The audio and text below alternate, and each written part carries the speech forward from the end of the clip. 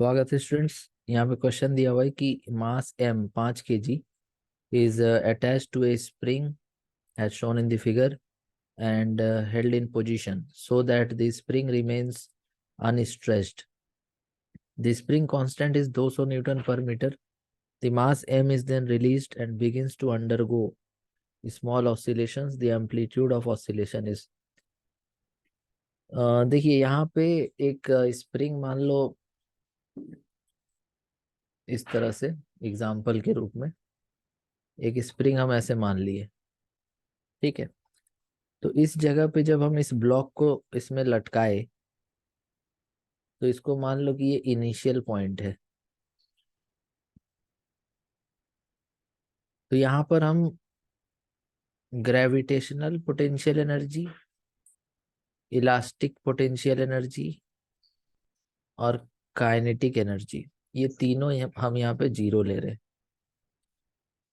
क्यों? क्योंकि gravitational potential energy इसलिए जीरो ले रहे हैं क्योंकि हम इसको रेफरेंस मान लिए, और इलास्टिक पोटेंशियल एनर्जी जीरो इसलिए क्योंकि स्प्रिंग में स्ट्रेच्ड है ही नहीं। काइनेटिक एनर्जी जीरो इसलिए क्योंकि वेलोसिटी जीरो है। अब मान लो कि जैसे ही इसको छोड़े हम तो ये यहाँ आकर के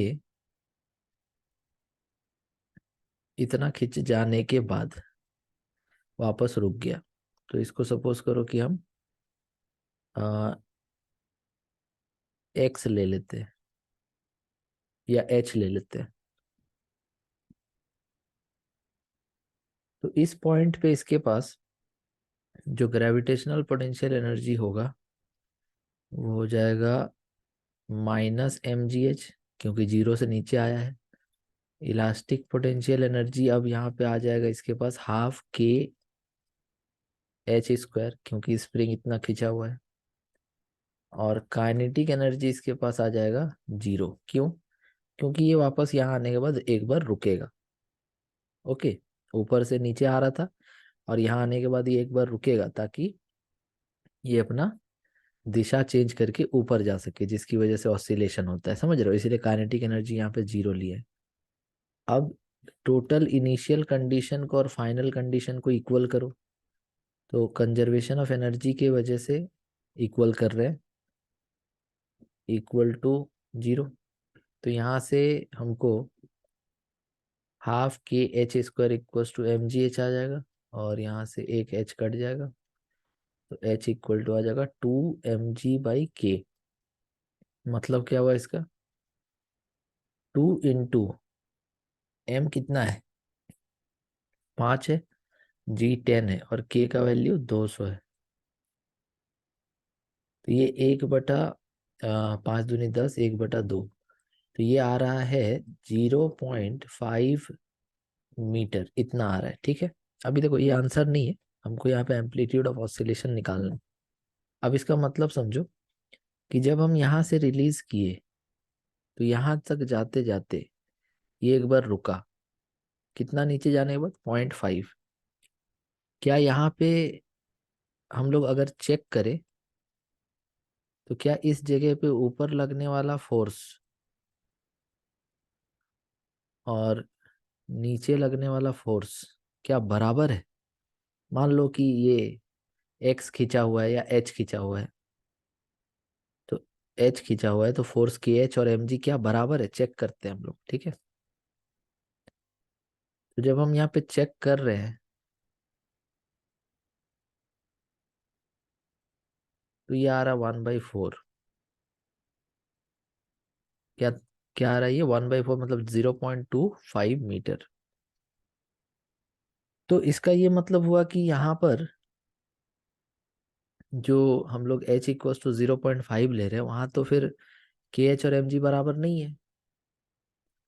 तो के एच और एम जी कहाँ पे बराबर होगा? 0.25 मीटर पे। इसका मतलब कि जब हमने इसको रिलीज किया तो ये एक ऐसा जगह पे आ चुका था जहां पर K H equal to M G है। K H equal to M G कहने का मतलब कि जहां पर नेट फोर्स जीरो है। लेकिन यहाँ पर ये रुक इसलिए नहीं पाया क्योंकि इसके पास कुछ काइनेटिक एनर्जी आ चुका था। और वो उस वजह से नीचे जाने लगा और फाइनली यहाँ पे रुका। ठीक है, यहाँ पे रुका। अब यहाँ पर के एच और एम जी बराबर नहीं है। कौन ज्यादा है?